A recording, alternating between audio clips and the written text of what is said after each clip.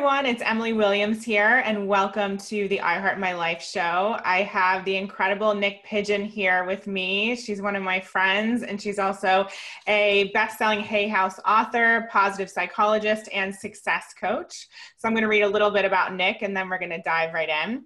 So Niyc is a qualified positive psychologist and success coach who recently won a Young Entrepreneur of the Year award in the UK.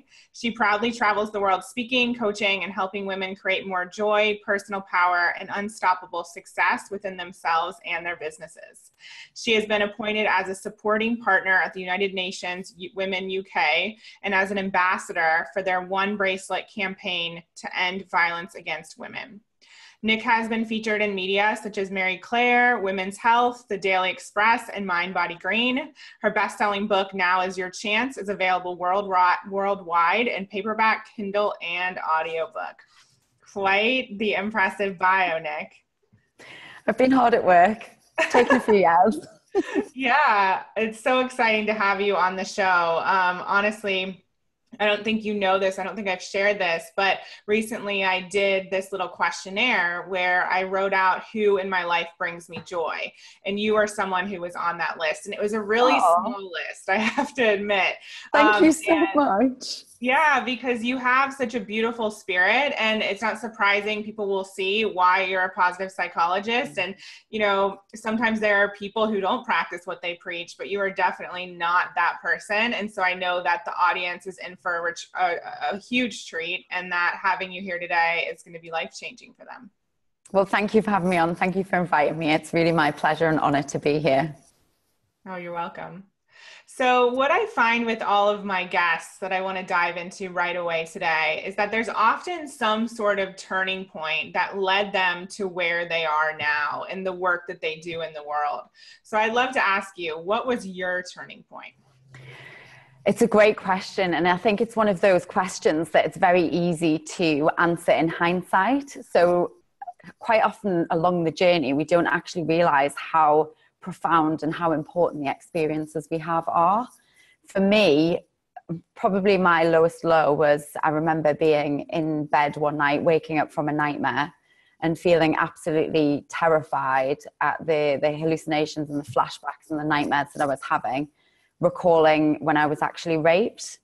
So a few years ago, I was locked in what I thought at the time was a taxi, and I was raped when I was on holiday in Spain. And I completely repressed that experience and didn't deal with it for a number of years. And when I started to do the work and I started to do the healing work, I started to put the positive psychology tools to the test and really go deep into my spiritual practice. That's when things really started to change, because I realized that it's very easy to be happy and look like things are going well on the outside, but it's that integration sometimes of who you feel like you are on the inside and what you portray on the outside that really makes a difference. Yeah, I totally agree. And I don't think there's a woman in the world who hasn't tried to hide something in her life. Not everything is as, you know, it is what you've experienced. But all of us, you know, we want to appear like we have it together. We want to be positive. We want to be happy. We want to pretend like things are, you know, going so well when we feel like they aren't. And so tell me a little bit more how you move past that place of, you know, hiding it and repressing it and into a place where you were able to deal with it and really process what happened. So for me, it took for me to become physically ill and unwell before I actually listened up to the work that I needed to do. I'm fantastic at working hard, keeping on going, throwing myself into things. And as you know, we live in this busy, disconnected world now, and all I was doing was keeping myself busy so I didn't have to face what was really going on. So I got really ill for a number of weeks, and it wasn't like me because I've always been very healthy. And because I was forced to look after myself, create space, that's when I started to have these nightmares and to really be forced to do the work. So I worked with a mentor at the time who was a spiritual mentor, and he really helped me with having the courage to speak with my parents about it. I went to get professional counseling, which is like a talking therapy, But a lot of the work that I did was through my own practice, and it was through my own experience and knowledge of positive psychology and also meditation. So meditation gave me a grounding, and it gave me a place and a space within which to feel safe.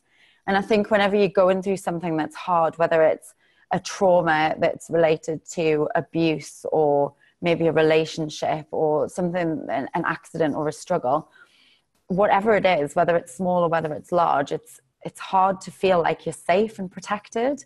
So what I learned from that experience was, like, we always have an opportunity to take a next positive step. So for me, that's all I focused on every day. What can I do knowing that I've got this support around me? I've got these practices, I've got these people. How can I take one next positive step? And what was the vision that you had? What were you stepping towards? What was the end goal? Honestly, when I was in that space and place, it was a challenge to get through the day. And I think it's important for people to hear that, because a lot of influencers and speakers and coaches are talking about have a big vision, live your big vision. And that's great when you can see it, but sometimes people can't see it. So when I was in that really dark, challenging place, I didn't have a vision from day to day, but I had this feeling and this knowing that I was meant for something more. And that is something that kept me going, because in the dark times, in the scary times, I was able to connect in with a sense of gratitude, because I knew that somewhere along the line, whether it was in a year, 5 years, 10 years, I would be able to teach from this place, and I would be able to help somebody else that was going through it as well. So I understood that whilst it was a challenge at the time, there was something good that was going to come from it as well. Yeah, I want all the listeners to hear that. So even in the darkest moments where you were sick, you didn't know how you were going to move forward, you didn't know how you were going to get through the day from time to time, you still had this inner knowing that you were meant for something more. And I know a lot of people feel that, yet a lot of people deny it, or they think like, oh, that's not for real. That's just my head in the clouds again. I'm curious to know how you knew it was for real and how you got the courage to continue to believe that. I think because I've always had this desire to be, do, create, and have more. And before I was dealing with all of this kind of trauma, and before it had risen up, I'd always been a hard worker, and I'd had a business, and I'd been trying really hard to make it work.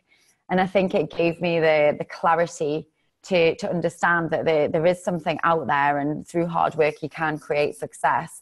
So when I was in that dark place, I guess I knew that I'd started something, but I also knew that I could come back to it and come back so much stronger as well.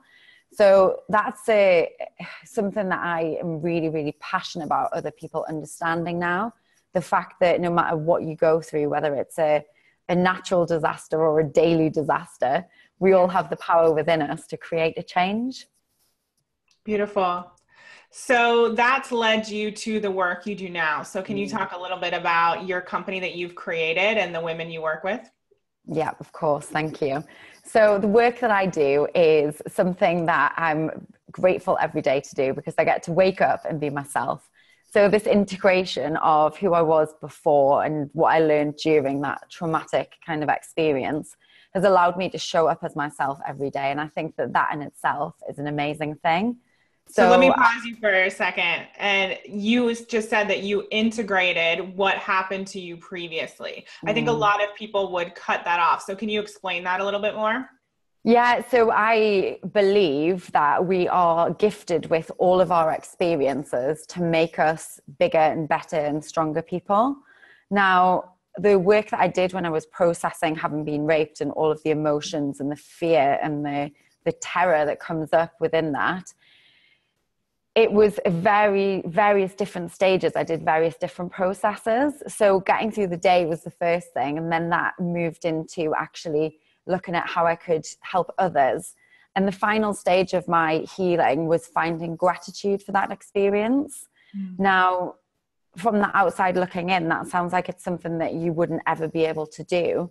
But when you think about who we are as souls on a soul level and the journey that we're on, we're gifted with certain experiences for us to grow and for us to live out and play out the lessons that we're supposed to learn. So I fully believe that I was supposed to learn about self-belief. I was supposed to learn about like how to feel empowered and how to have a voice and how to express yourself, because these are things that I couldn't do before. I didn't feel confident enough to share who I was, and I was trying to be something that I wasn't. So it really allowed me a greater depth of experience within which to be myself and then to teach from that place as well. Yeah, I totally agree with everything you're saying, because I feel like even my biggest struggles, which for me was going through my quarter life crisis, really feeling like I didn't know what I wanted to do with my life, feeling really lost. And truly, I've used that in my work. I use it with my clients nearly every single day. I remember that feeling and current struggles as well. You know, even when you have a successful business and you're moving forward with your dreams, there's tons of stuff that comes up. Yeah. We both know that. And I believe that everything I go through is on behalf of my own growth, but also on behalf of my clients. And so I think that's so important for people to hear, and for people who maybe are struggling right now to know that you can come through and make it to the other side and use that experience to do good in the world, because that's clearly what you're doing. Absolutely. Absolutely. There's so much healing that needs to be done, and there's so much service that we can provide, that it's, when I started to talk about the experience, and I mean, it hasn't always been something that I can talk about. It's something that brought me great fear. And it was when I had to present the Young Entrepreneur of the Year award to the next year's winner. And I remember I spent the 2 months in the run up to the awards ceremony being fearful over standing up and presenting it. But it's those small breakthroughs that actually allow us to help so many more people. Because after presenting that award, there was people crying, there was people coming up and saying, that's happened to me. I get messages on a daily basis from people that are saying, you're giving me the strength to continue to work on myself. So we've got to not think about ourselves, we've got to think about who it can help. Is that what you channeled in the 2 months before that award ceremony? Were you just thinking about who you could help? Yeah, absolutely. And I still do now, because there's a lot of resistance around writing something that contains stories that people might not really be able to understand, or they might not see them as mainstream or okay to talk about in public. It's a little bit taboo. And I get people deleting me off Facebook all of the time when I talk about it, when I talk about ending violence to women or the United Nations work that I do. And that's great, because I want to help the people that are ready to listen. And it doesn't have to be everyone, but just know that there's people out there that are ready to receive it. Beautiful. So the work that you're doing now, share a little bit more about that. So the main work that I do is as a success coach, a positive psychologist, and I'm now an author as well. So my favorite parts of it, it sounds very basic, but I love the writing and I love the speaking. So they're the simple things. They're the favorite parts of it for me. And I get to work with amazing women on a daily basis who are working on themselves and who are working on their dreams.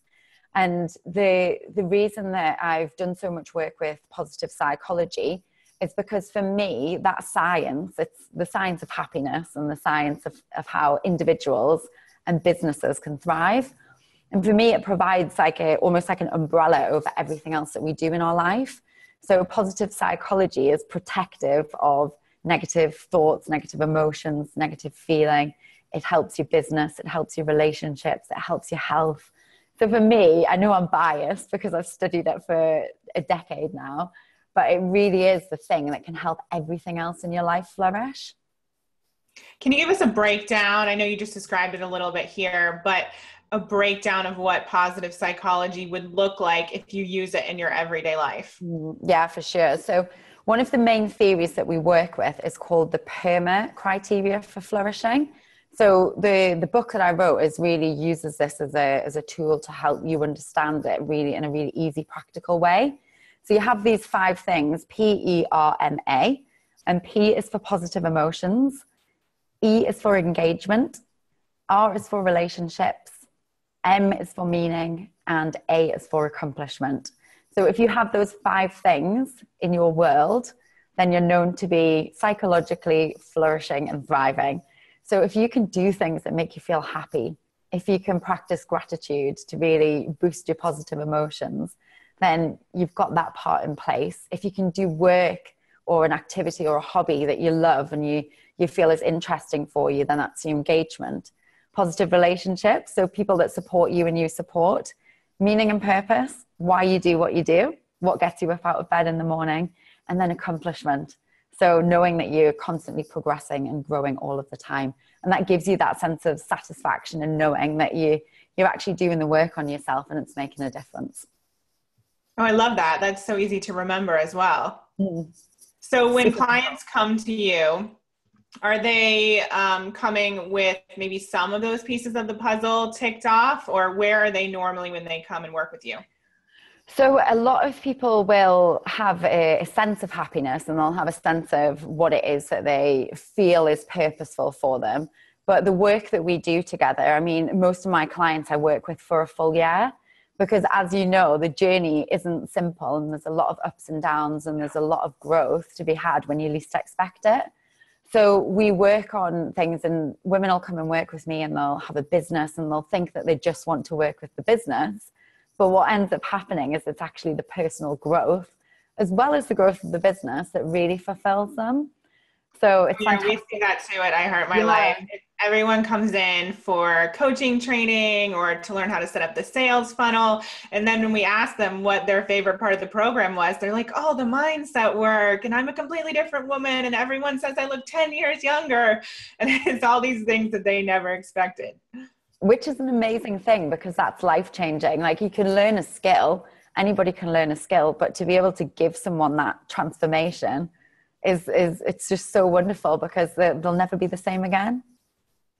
Oh, I know. It's the best. I agree completely. You can have a webinar out there or a tutorial that helps someone set up what they need to set up in their business, but that inner work, only they can do that. And most people never do. And I think you and I are both such believers that success is an inside job. Yeah. And it's impossible to just do the business stuff. I know for me, even with the coaches I work with, whether we're going into the program thinking, James and I are thinking we want to do the strategy with them, there's always something else that comes up, whether it's relationship or health, or, one of my top business coaches, he talks so much about water and health and physiology in addition to all of the strategy. And so I really think that it's not just one thing that makes success.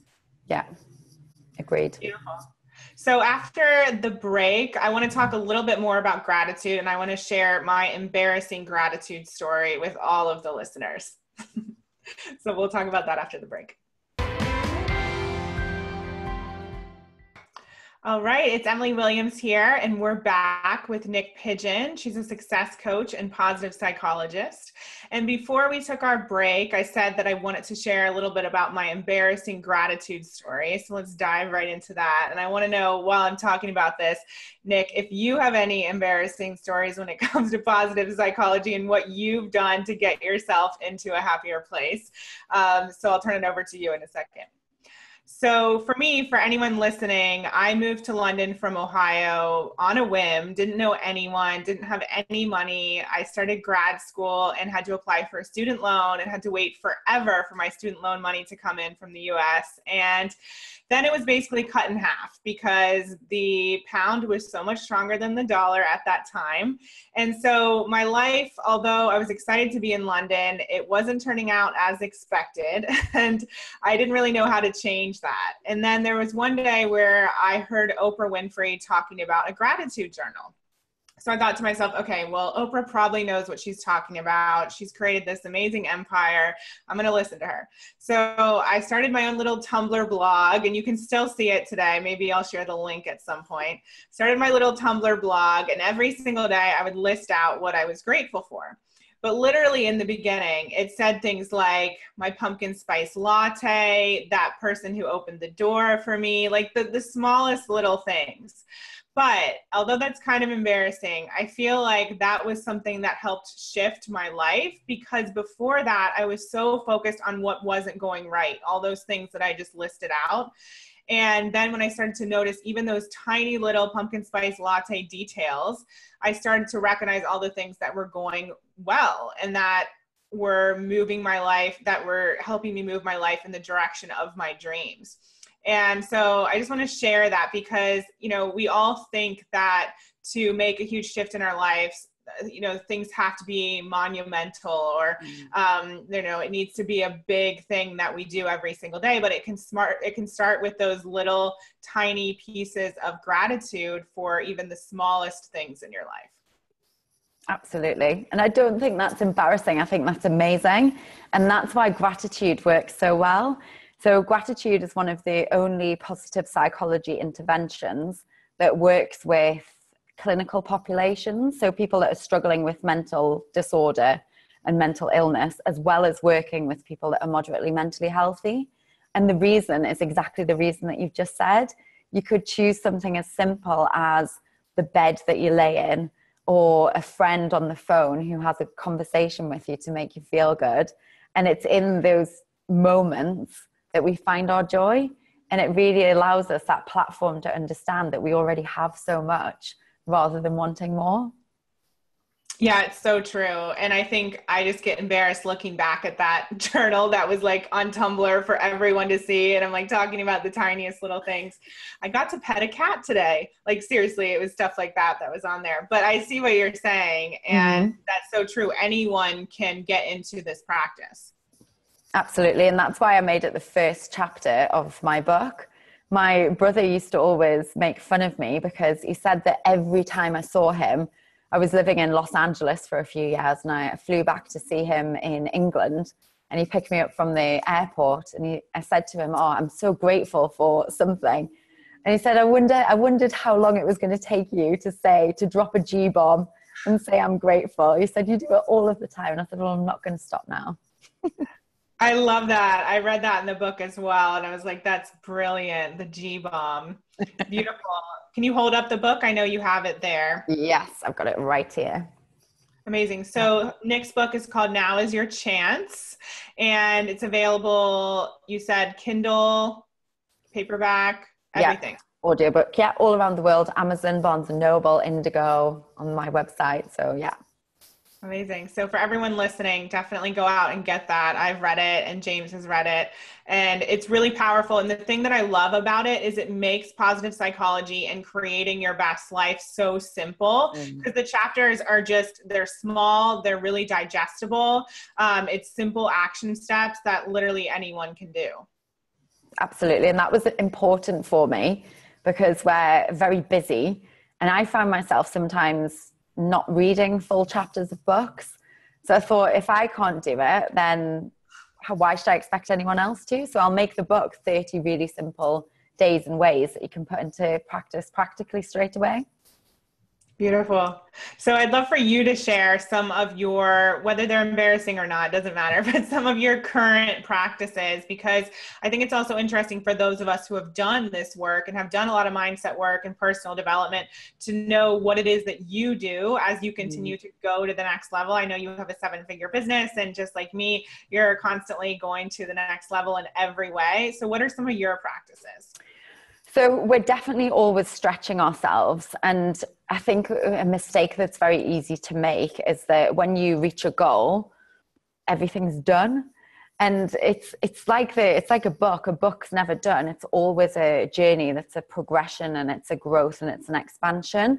So whenever you experience success, it's great to celebrate it, but it's also good to understand that there can be the ups and the downs within that success as well. So that's why it's so vitally important that you do have a practice that you can do daily that you can fall back on. So for me, it's a morning ritual. So I do a morning ritual where I'll get up, and gratitude's actually the first thing that I do. So I'll do a gratitude rampage, and I'll fill a page in my notepad with everything that I'm grateful for, big and small, celebrate all of it. Then I'll do a meditation. So it'll just be something small. And I always recommend just starting by making things as easy as possible, 5 minutes or 10 minutes, and make it manageable, because if it's hard and it's a struggle, then you won't do it daily. And the consistency is what's important. So I do gratitude meditation. I'll then do some sort of movement of my body, so a dance party. And this is outside of my workout, or I'll do press-ups, sit-ups, squats. I'll do some written affirmations, so things that I'm working on at that particular time. And then I'll read my goal out loud. So there's something to be said about actually expressing through the voice. So that really makes the thoughts that I think and the things that I believe just really come into the reality a little bit more. So that's a big, big part of my life, a big part of my day. I love that. And how long does that whole practice take you? It can take me anywhere from 20 minutes to 2 hours. It depends on what I've got going on that day. I'll always work out as well. So I'll always go to a spin class or a gym class. And that makes me feel like up into those positive emotions.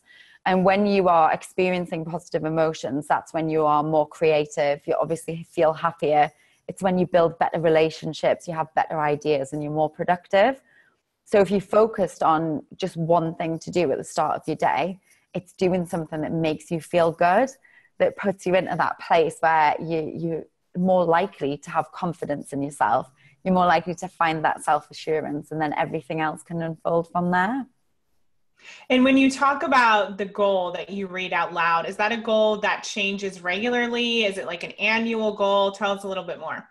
That's usually like a major big picture goal. So it used to be that I'm a best-selling Hay House author and 7-figure success coach that's sharing my message with the world and bringing light through positive psychology and empowering women. So and you did that. Yeah, I know, it's cool, isn't it? And I think there's something to be said about that, about really living into the dreams that you want to create, really bringing them into your heart space as well as into your mindset, but making sure that you're living with them every single day. So now it's something similar, but it's bigger. So it's about being on big, huge stages. I've already spoken to a few thousand, but I want to speak to 10,000. I would love to be on the New York Times bestseller list. So it's all about growth, and it's exactly the same stuff as I'm doing right now, but doing it bigger and better and having a bigger impact. And for those people who are resistant to their morning routine, which is me, because I've tried a bunch of things and nothing seems to feel like the right fit. It feels like it's a lot of pressure. I feel like I already have to do so many things in my day, like go to the gym. And I know that's a mindset shift, but I'm working on it. What would you say to that person who's in that space? Would you say start small, start with one thing? What would be your advice? Start small, and also understand that every single other thing that you have scheduled in your day will be more enjoyable and will flow better as a result. So I would say do 10 minutes in the morning and do thank, connect, and move. So gratitude, and that might be just inside of your mind or written down. Connect. So doing a meditation, and then movement. For me, it has to be a dance party.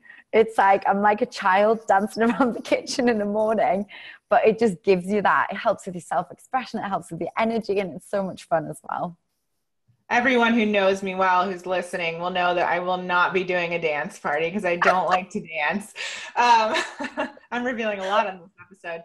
But I am a firm believer in stretching because my husband is obsessed with stretching. So I can do that. I can do some lunges, I can do some yoga. So that seems easy enough. There's really no excuse. Yeah, so you could do like sun salutations or something, and that would just really open you up into your day. Perfect. Perfect. Done. Starting tomorrow. Beautiful. So I'd love to hear, so you mentioned a little bit about speaking on stages, some of these big goals, the New York Times bestsellers list. How do you continue to move forward with those big goals and with those dreams, despite having so much on your plate, running this business? What have been some of your keys to continual growth?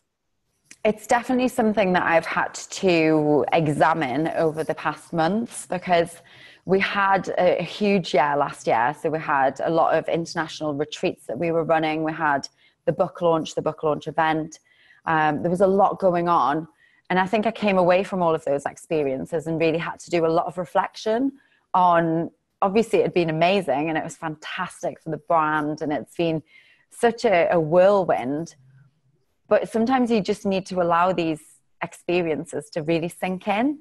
But I think because I was so tired and I'd pushed myself so hard, I came out of it and I thought, like, how have I done this? And I feel exhausted after it. So it took me a little bit of space and reconnecting with the celebration of what I'd actually achieved before I looked at what I could do to move forwards. So for me, structure and routine is a huge thing for this year. That's a big intention for me. Obviously, as you know, I moved from Los Angeles to Cape Town and I have a lot more of a settled life. So I have a commitment to not traveling as much and really focusing on what the big important things are to get out of this year, next year, the next 5-10 years, and how my decision making and how they inform my decision making. So being a positive psychologist, and naturally if anyone listening is a positive person, you'll be more likely to say yes to things and take bigger risks. And when you're that, so when you're that optimist, you can end up with a ton of stuff on your plate.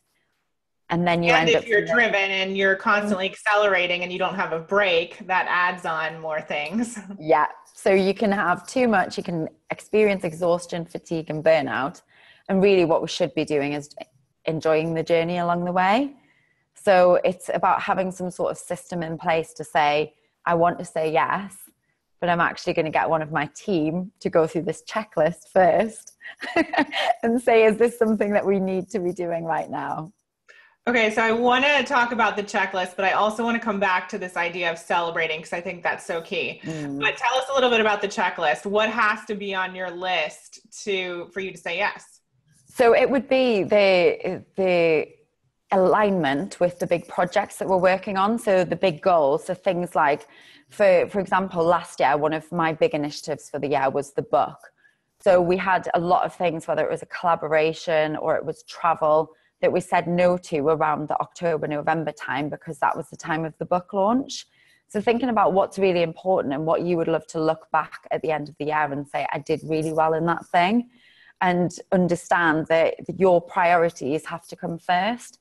A lot of people will get you to work on their priorities first, but as long as you have this big vision and your big picture goals in your mindset, then you know how to make those decisions.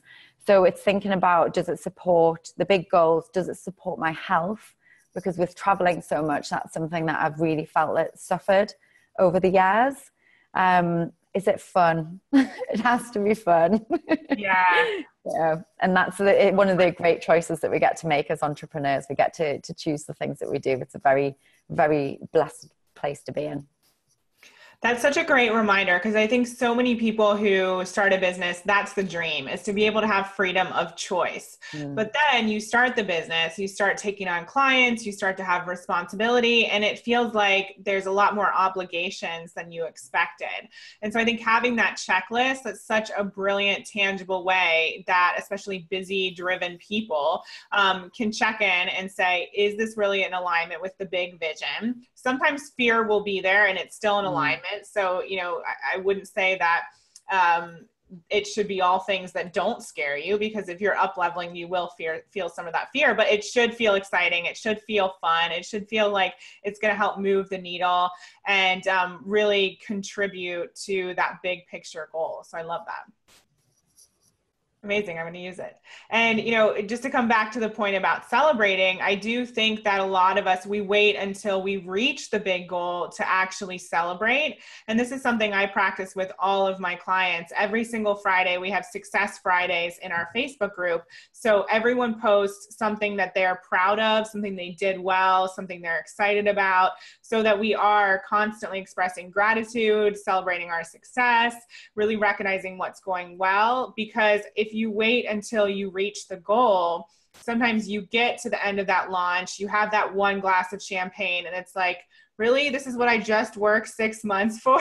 Like this one glass of champagne?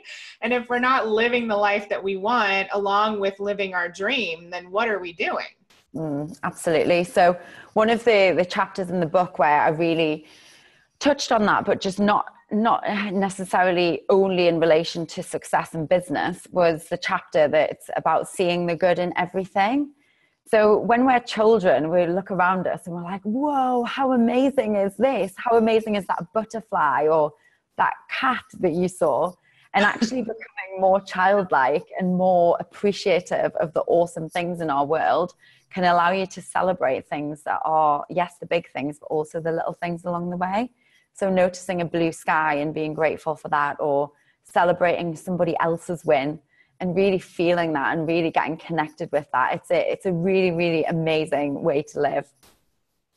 Oh, I love that. And I still think butterflies are crazy amazing. I mean, how does it go from a little caterpillar and then turn into something completely different?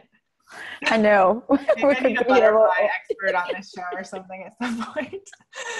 Beautiful. So let's take a quick break here. And when we get back, the next segment is going to be for all of those people out there who feel that celebrating is wrong or bragging is wrong. And I really want to support you in shifting that, because I think as women, we really need to acknowledge all the things that we're doing well in order to feel happier, feel stronger, feel more empowered, and also attract more positive things into our life. So we'll talk about that after the break.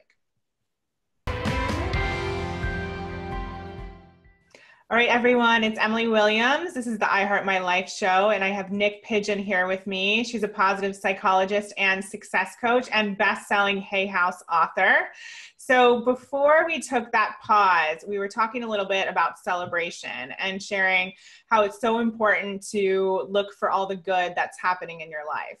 And I think especially as women, we are taught not to brag. We're taught not to be full of ourselves. And I actually believe the opposite. I know that to bring Oprah back into the show again, I remember hearing her talk about how she encouraged herself to brag. She encouraged herself to be boastful, to be full of herself, because she spent so many years being the complete opposite. And so that's what I desire in my programs and with our clients, to really help them learn to celebrate themselves. So I'm curious to know your take and experience with that, Niyc. I absolutely believe that. And I think it's, especially being English, you grow up and you're taught to be modest. So it can feel uncomfortable when you celebrate your strengths. But this is actually another of the elements that's really strongly grounded in positive psychology and science. So there's evidence to show that when you celebrate your strengths, you become stronger and more successful. People actually build better relationships with you. You reach your goals so much faster, and you're physically and mentally healthier as well. So it's not just a women's empowerment thing, but it's a scientific thing as well. It really, really does help. And I think that we always need to be the positive, show a positive lead, because there's so much disempowerment out there. And that is more of a problem, as I see it, than a lack of humility. Like, I really think that the more we can do for people developing their confidence and having a presence and having a voice, the better the world will be, the better place the world will be in general. I agree completely. And I think one of the things that's helped shift me and feel more comfortable celebrating is having amazing women like you in my life who don't think it's a weird thing if I text them and say, like, hey guys, just made 6 figures this month, or made, had a 7-figure launch, or whatever it may be. And I think that's also so important. Have you found that too? Absolutely. Absolutely. And I think it's a new way of doing life and business. It really is this sense of collaboration and people coming together to support each other. The old style was competition and conflict, and this is mine over here and you can't have it. And if I share it, then bad things are going to happen. But now we know that go around. Yeah, absolutely. There's always more. And we know that the universe is abundant and we're always going to be supported. So why not have friends to come along with you on the way? Like, it's an amazing thing to celebrate your friends and the people that are on this journey with you. Yeah. And even thinking about us doing this right now, we work with very similar people. And although I don't always know the science behind why I do what I do, as you just pointed out, our clients are very similar, but there's always more than enough to go around. And I can't think of anyone better, to be here and to talk about this subject with, because, I admire your work so much. And I will always send people your way and tell them about your book and, brag about you. And I think that's so important that we continue to build one another up. I agree. And I think it really shines through for other people looking from the outside in, because people say to me all the time, like, Nick, I love how much you share other people. I love how much you work with other people. And you see that people will learn from that, and it'll make your clients bigger people. It'll make my clients bigger people, and understand just how much possibility we all have when we work together. Love it. And so can you talk a little bit about your journey to location freedom? Because I think a lot of people listening, they'll hear your accent and then hear that you lived in LA for a while and now you're in Cape Town. So can you talk a little bit about how you made that decision, how you got kind of the guts to do that? And yeah, just share a little bit about your experience living life like that. Yeah, of course. It's been an amazing, amazing journey. So I left the UK in 2015 in June to write my book for 3 months. And I thought, I'm not going to do it in Newcastle where it's cold and grey. I'm going to go to Australia. And I decided to stay with a friend for 3 months, and I never went home. So from that place and space, my online business had started to thrive. And it didn't straight away, though. It actually was going to fail. So it took for me to go all in and decide that this was what I wanted to do. I was going to work so hard on it. And I ended up doing 9 months in Australia. I then did almost 2 years in Los Angeles. And then I've been in Cape Town for just a couple of months now.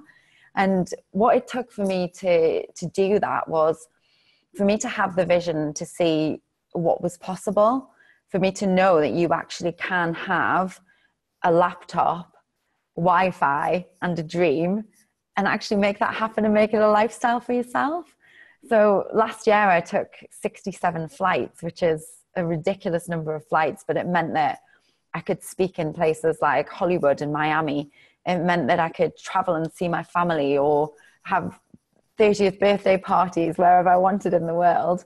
So it's been a great gift as well as a great challenge, and it does take a lot of courage. I remember on more than one occasion I've texted my dad and I said, Dad, I'm scared. I'm going on this round the world trip on my own, because as you know, I was on my own. I didn't have a partner or anyone with me. So it does take a lot of bravery, but the character that you build along the way is so worth it. I love that you pointed out the courage, because I think a lot of people would say to themselves, oh, of course, I'd love to go to Australia and not write my book in Newcastle, but it's not possible for me. Like, it's easy for her. She had all the money she needed, or she had, whatever. So talk a little bit about, the reality. And you even said the business didn't take off right away. So what have you had to overcome to be able to do that? So when I left the country, I left with very limited funds. I had saved up enough for the 3 months, and that was basically it. And my assistant and I at the time had decided to launch an online course. And we thought it was because we'd worked on it so hard, it was automatically going to work.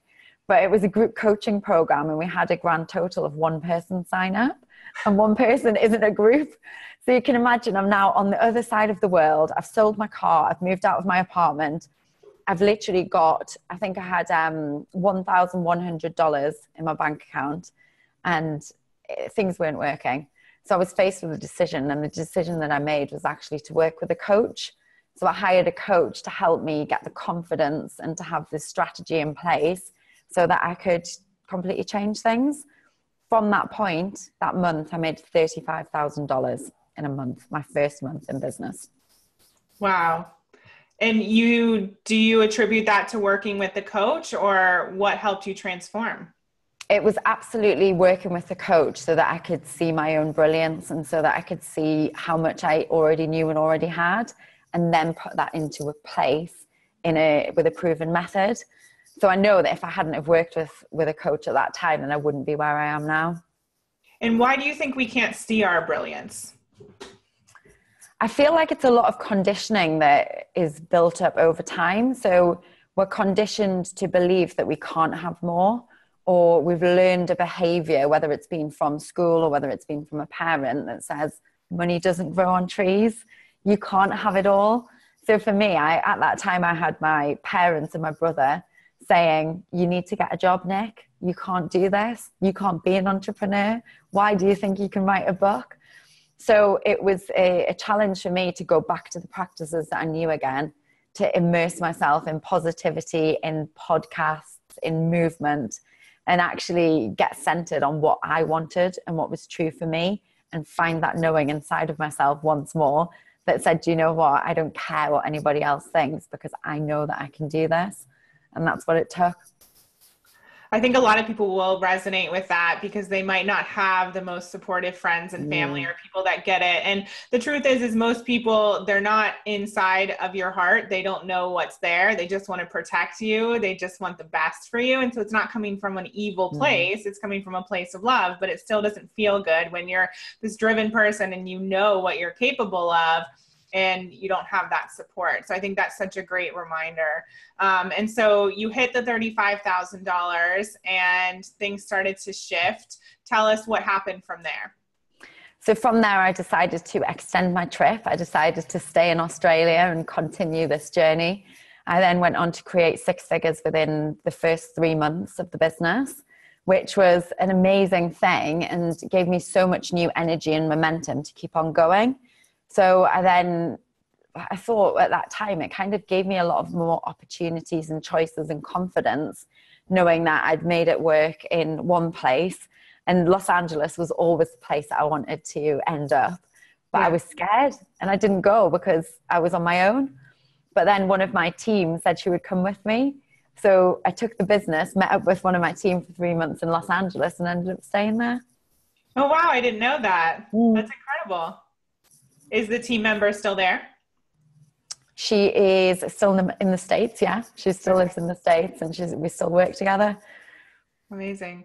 So I think it's so inspirational just to see everything that you've overcome, and the fact, like you said, you were doing it alone. You didn't have a husband, you didn't have a partner there. Now you do.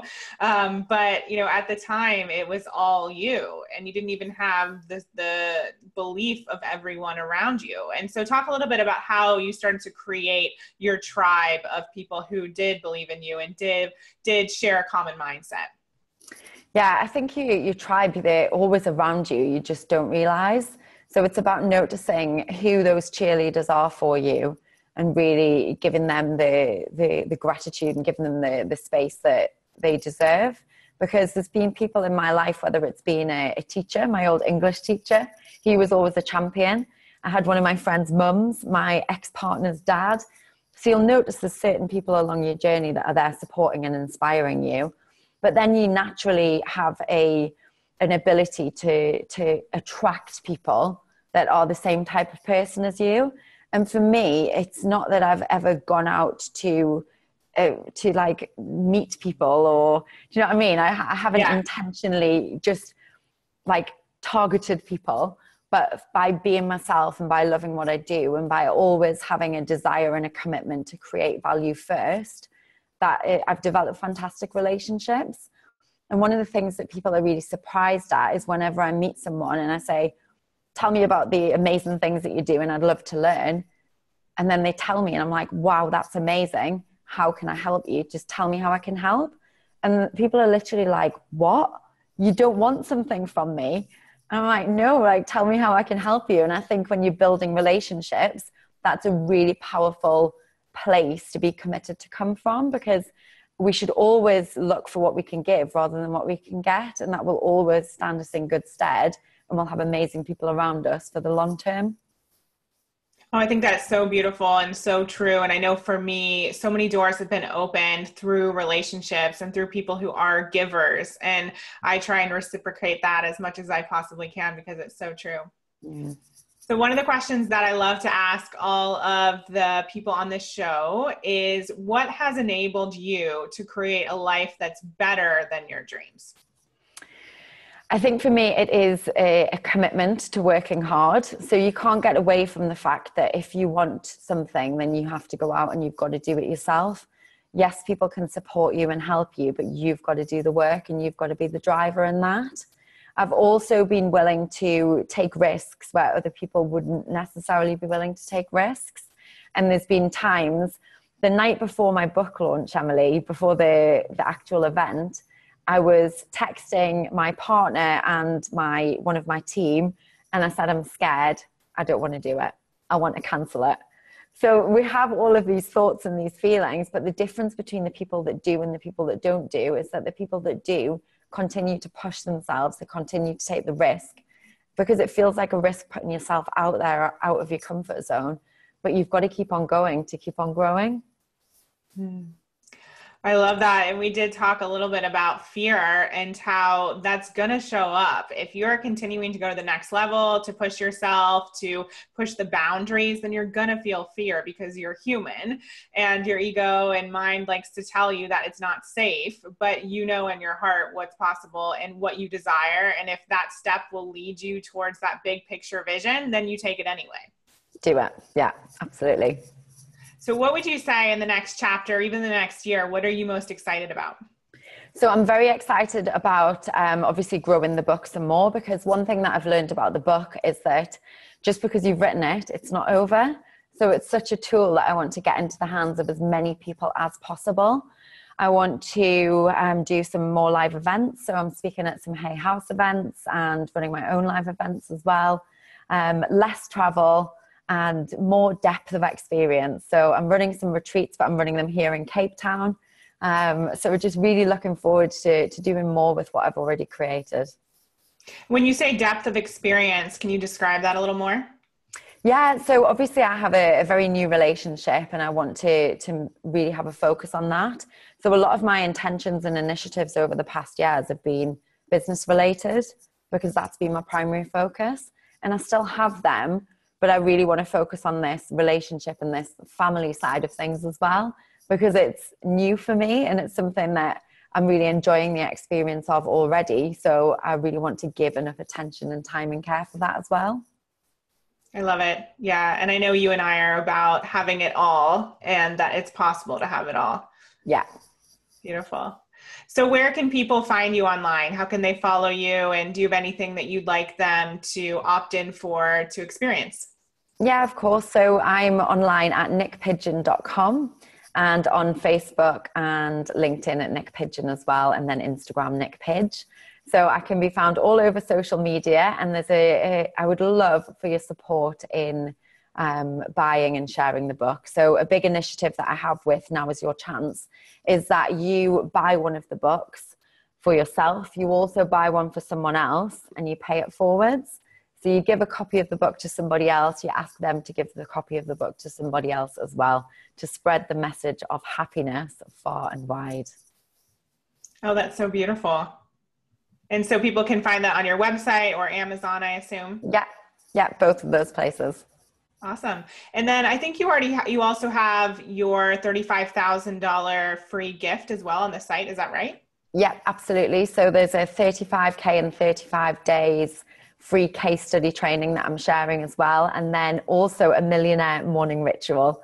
So we can all use that. That's the short one. That's the 10-minute one. Oh, perfect. So I can use that and get over my fear of morning rituals. Absolutely. Amazing. Well, thank you so much, Niyc. I know it's been such an inspiration having you here. And for everyone listening, I just hope that Niyc is a reminder of what's possible. None of us, even if it looks like from the outside looking in, have it all together. We've all been through struggles. We've overcome a lot. We've moved past fears and doubts and insecurities.